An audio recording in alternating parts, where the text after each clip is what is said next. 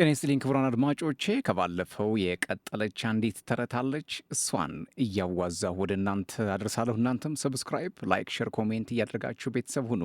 ከዕለታት አንድ ቀን አንድ ሰው ወደ አንድ ልብስ ሰፊ ይሄዳል። ከዚያም ይኸውልህ ይሄን የመሰለ ሙሉ ሱፍ እንደተሰፋ ገዝቼ እጅጌው ረዘመብኝ። ስለዚህ ይህንን እጅጌ ትንሽ እንድታሳጥርልኝ ይፈልጋለሁ። ምን ይመስልሃል? ሲል ይጠይቀዋል። ልብስ ሰፊውም የለም ይሄ ማሳጠር ላያስፈልገው ይችላል። ዝም ብለህ ክንድህን እዚህ ጋ ክርንህን እዚህ ጋ አጠፍ ማድረግ ነው። አየኸው እጅጌ ወደ ውስጥ እንደገባ ይለዋል። ሰውየው የተባለውን ካደረገ በኋላ በመስታወት ሲያየው ኮሌታው ደግሞ ወደ ማጅራቱ ተሰቅለዋል። ይህኔ ኮሌታዬ ደግሞ አላግባብ ወደ ማጅራቴ ወጣብኝ፣ ይኸው ግማሽ ጭንቅላቴን የሸፈነው እኮ ምን ይሻላል? ሲል ጠየቀው። ልብስ ሰፊውም የሰውየውን ጭንቅላት ወደ ኋላ ቀና እያደረገ በቃ ጭንቅላትህን ወደ ኋላ እንዲህ ቀና አድርገህ ስትለጥጠው ልክ ይገባል ይለዋል። ሰውየው አሁን ደግሞ ግራ ትከሻ በ3 ኢንች ያህል ከቀኝ ትከሻ ወደ ታች ወረደ።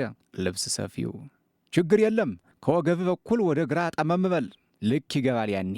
ሰውየው እንደተባለው ወደ ግራ ከወገቡ ተጣመመ።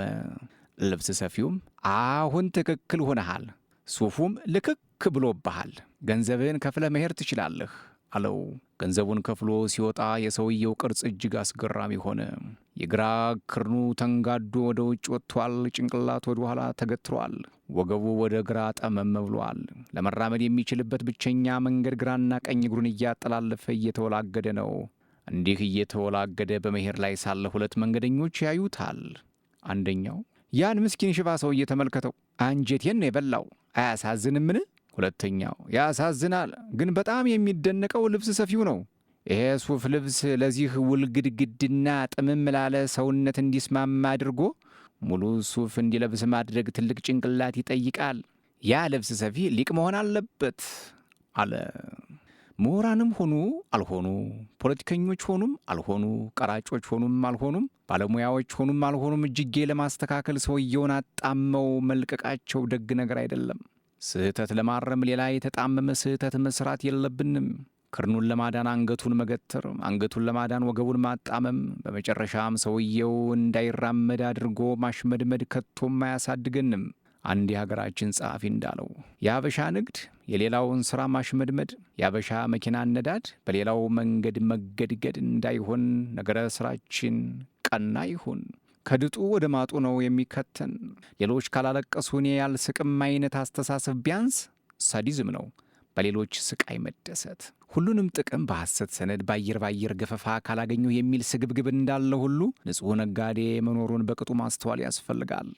ለሀገር በሚጠቅም መንገድ ሂሳቡን የሚሠራ ቢሮና ሠራተኛ እንዳለ ሁሉ ያለ ማምታታትና ያለ ግል ኪስ የማይንቀሳቀስ መኖር ልብ ማለት ተገቢ ነው። የመንግሥት ሠራተኛ የመንግሥት ላይሆን እንደሚችል ሁሉ የግልም የግል ላይሆን ይችላል። በሀገራችን የቤት ልጅ መበደልና እንግዳ ተቀባይ መሆናችንን ማረጋገጥ የተለመደ ነገር ነው። እያንዳንዱ ትውልድ የዱላ ቅብብል የሚጫወትበት እያል የአንድ ትውልድ ብቻ መጫወቻ እንዳናደርገው መጠንቀቅ ተገቢ ነው።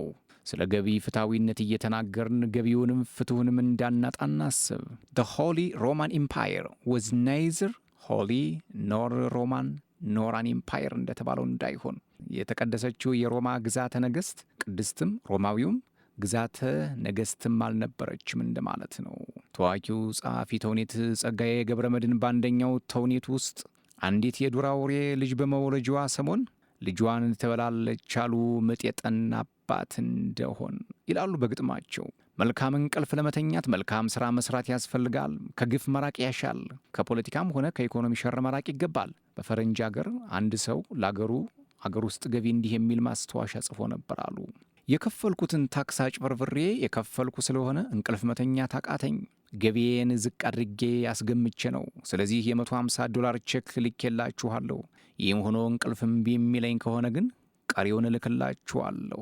ቼኩን በእጁ ያስገባው የአገር ውስጥ ገቢ ሠራተኛም እኔም ቀሪዋን እስክትልክ እንቅልፍ የሚወስደኝ አይመስለኝም ብሎ ጻፈለት ይባላል። እንቅልፍ ከሚያሳጣ ዘመን ይሰውረን። አንድ የኢትዮጵያ አጎት ደግሞ የእህታቸው ልጅ ይህንን ግዛ እያለ ሲያስቸግራቸው አሄ ልጅና ቀራጭ ችግር አያውቅም አሉ ይባላል። የሰማነውን በልቦናችን ያሳድርብን። ክቡራን አድማጮቼ እነዚህንና መሰል ጉዳዮችን በቶማ ዩቲዩብ ታገኛላችሁ። ሰብስክራይብ፣ ላይክ፣ ሸር፣ ኮሜንት እያደረጋችሁ ቤተሰብ እንድትሆኑ እያክብሮት ግብዣዬ ነው። ከዚህ በፊትም ልክ እንደዚህ አይነት ሀሳቦችን ወደ እናንተ አድርሼላችኋለሁ። ከአዲስ አድማሱ አድሚኒስትራተር ሀሳቦቹን እየወሰድኩ እንዲህ በተከሸነና በአማረ መልኩ ወደ እናንተ የማደርስላችሁ እኔ ቶማይ ነኝ። እናንተም እንደዚህ አይነት ሀሳቦች የሚያስደስታችሁ ከሆነ ላይክ፣ ሼር፣ ኮሜንት፣ ሰብስክራይብ እያደረጋችሁ ቤተሰብ እንድትሆኑ እያክብሮት ግብዣዬ ነው። ሰላም።